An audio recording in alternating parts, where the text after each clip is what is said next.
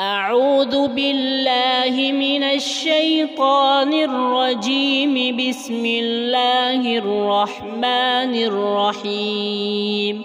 قل يا عبادي الذين آمنوا اتقوا ربكم للذين أحسنوا في هذه الدنيا حسنة وأرض الله واسعة إنما يوفى الصابرون أجرهم بغير حساب. قل إني أمرت أن أعبد الله مخلصا له الدين وأمرت لأن أكون أول المسلمين. قل إني أخاف إن عصيت ربي عذاب يوم عظيم.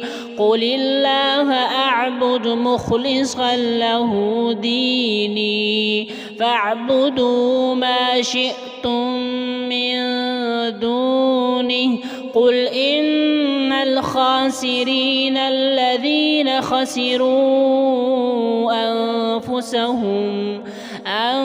أنفسهم وأهليهم يوم القيامة ألا ذلك هو الخسران المبين. لهم من فوقهم ظلل من النار ومن تحتهم ظلل ذلك يخوف الله به عباده يا عباد فاتقون.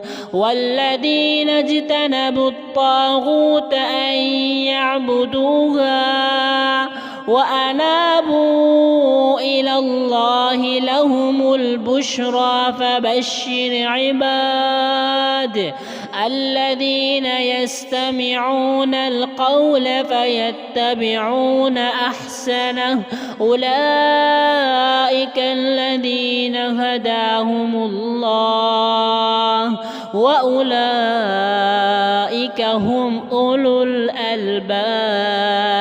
أفمن حق عليه كلمة العذاب أفأنت تنقذ من في النار.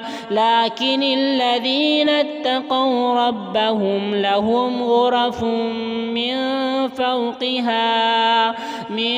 فوقها غرف مبنية تجري من تحتها الأنهار. وعد الله لا يخلف الله الميعاد. ألم تر أن الله أنزل من السماء ماء